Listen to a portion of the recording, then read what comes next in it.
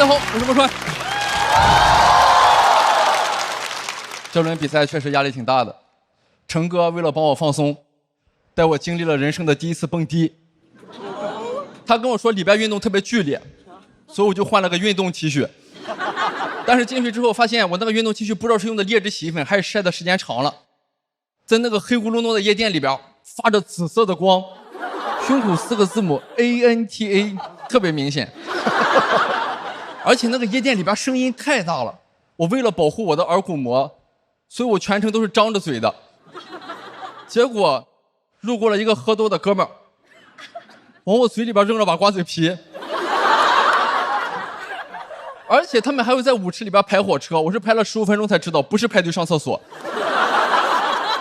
更难受的是出不来了，因为我穿着那个发光的 T 恤，他们把我当火车头了，推着我满场到处走，我还回头试图跟后面那个哥们解释，我一回头那哥们指着我衣服下面底下那行小字说 keep moving keep moving。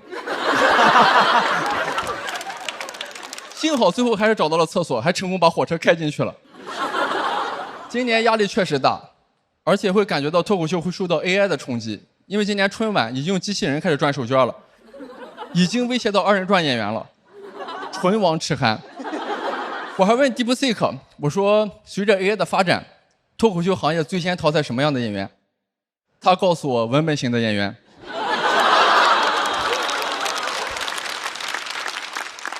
更恐怖的是，我问他最喜欢的电影，他告诉我是《终结者》。我觉得中国能拍自己的终结者，就是公元2030几年 ，DeepSeek 统治全球，然后人类反抗军只能派人传送到公元2007年，把 DeepSeek 创始人梁万峰的高考志愿给改了。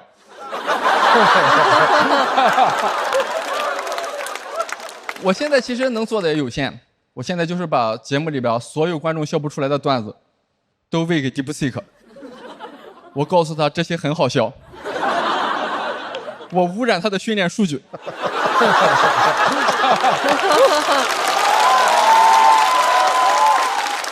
时代的车轮滚滚向前，我给车轮偷偷放气儿。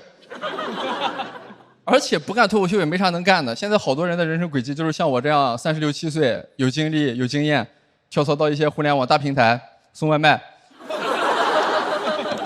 然后到50岁再找一个机关事业单位当保安，对外宣称是某某单位处级干部，完成山东人的人生梦想。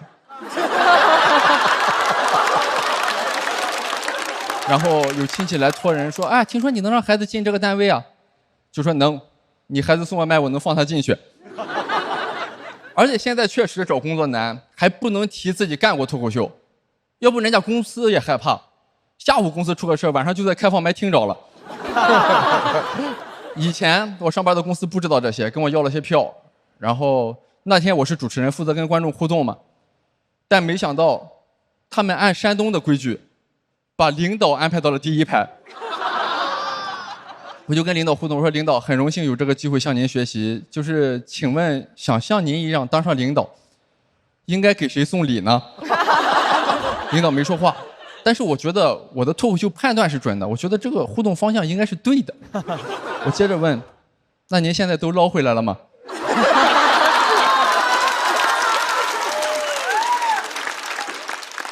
我让领导知道了什么叫互动技巧，领导让我知道什么叫主动离职。主动离职嘛，就是把人恶心走。后来怕闹大了，才赔偿的我 N+1。毕竟裁我这种员工，就相当于裁员裁到头发了，就是不痛不痒，但很容易很难看。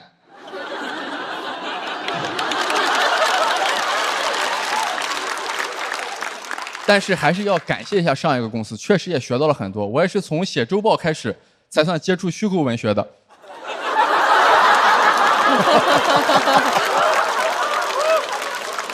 但我水平一般，顶多是根据真实事件改编。我们经理会写科幻，听经理汇报，你觉得啊，我们的未来是这个样子呀？我们经理刘慈欣，而且过周报也得开个会，各种会太多了，行政会议、销售会议，简称行会受会。经常快下班了说开会，我都纳闷了，是什么让领导一下班了就想到开会？是不是傍晚看见窗外的鸟儿回巢了？一会儿排成个开字，一会儿排成个会字。而且开个会人都齐了，前10分钟在找那个投影仪的遥控器，我都能体会到老师那种生气，就是你一个人耽误大家10分钟。而且我们开会的精髓就在会那个字的写法上，就是上面一个人，底下一个云，所以我们人云亦云。开会好多都是废话，云半天都是白云。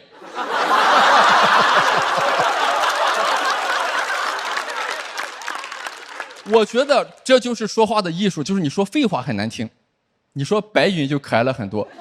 就是你不能说直接说领导说话像放屁，但你可以说领导你说话很拉风。很恶劣的男的。所以方案经常一遍遍的重来，我感觉我们就是被困住的西西弗斯。前2天我在开放麦室，我说你们知道西西弗斯吗？有个哥们说知道，书店。而且方案失败的原因嘛，就是房间里的大象，大家也不能说，因为是大象叫我们来开会的。老板想融资，想用我们这条草船借鉴，但是投资人聪明，他聪明的跟曹冲似的，他很容易用这条草船称出了房间里的大象几斤几两。但这些跟我们员工没关系，我们不想称象，我们只想抽象。领导非常生气，说这个年纪怎么能追求安逸呢？舒服是留给死人的。我在想，领导为什么叫自己死人啊？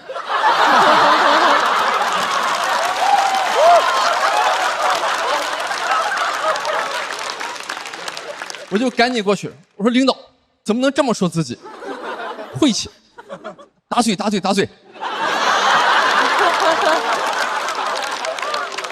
趁机完成了朝思暮想的抽象。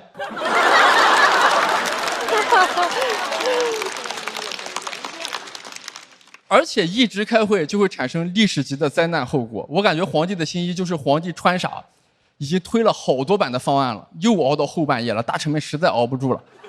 皇帝还在光着等下一身衣裳呢，大臣们说啊、这个好看。然后第2天小孩说，可是他什么都没穿呀。然后博主开启了精选评论。谢谢大家，我们穿。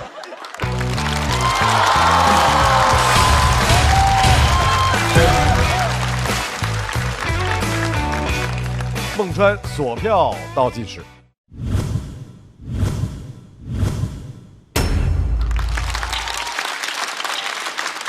我很想听一听，带他去迪厅的程璐老师啊。对，怎么想起来的？去泰国吧，好像。对，是泰国，当时还有李诞呢。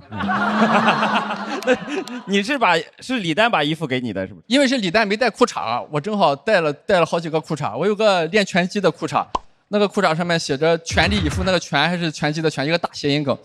然后那个裤衩正常穿是没事的，因为我很少晚上出去。结果一蹦迪的时候，发现那个裤衩就是亮的。当时他是整个夜店里最拉风的仔啊。对。我觉得不是他最好状态吧，但是因为他水平太高，有一些写的甚至像炫技一样，就是文本能力太强了，所以反正我觉得他差的时候，我基本上也会拍灯。但是今天介于我说不好，说话怎么这么难听啊？对，反正很喜欢，这是实话。哎，您会在公司开会的时候会说难听的话吗？想想开会的时候，他们不让我说话。孟川老师就是向来是非常优秀的，每回他这个梗找的都特别邪门，然后又特别阴暗，这叫谐音梗，你知道吗？再次掌声送给孟川。来，徐志胜回到台上。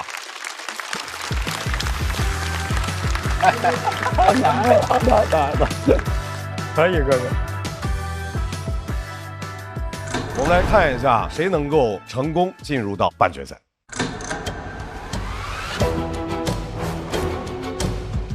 6分以内。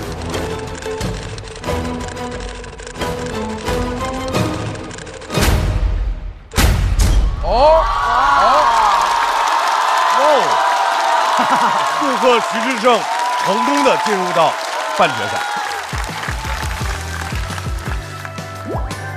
孟川文本都很强，我就想到了一种盘扣的一种衣服，那种衣服其实你要把每个扣子都扣好之后，它才形成一个完整的体系。我觉得这是他带给我的一个脱口秀的感受。会觉得忙不赢吗？肯定是忙不过来，而且我都快40的人，有好多人就是从节目筹备期间就问今年上不上啊什么的。然后今年那个我闺女上小学，我好像觉得我要表现好了，闺女在学校里边会生气一点。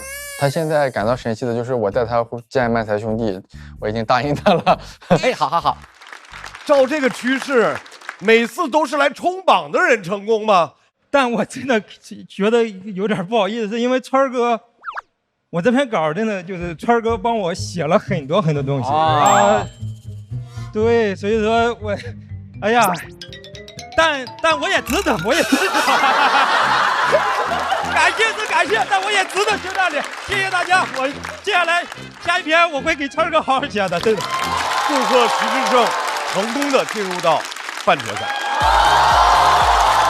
而我们也要来看一下这支3人小队在这一轮的分数情况。